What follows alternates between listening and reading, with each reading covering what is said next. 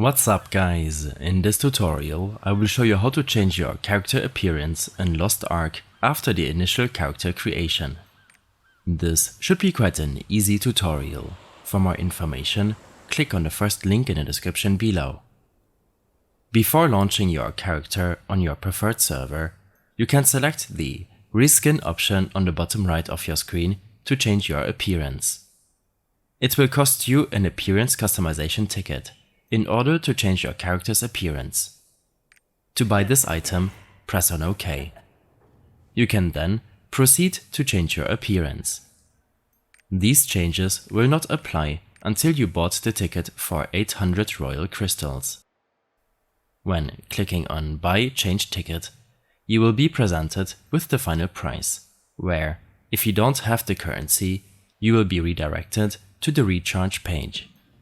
From this page, you can proceed to buy 1000 royal crystals in order to cover the price of 800 crystals to buy the change ticket.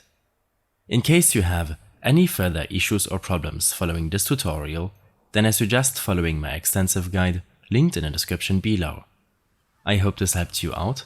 Leave a comment if you have any questions, and see you in the next one.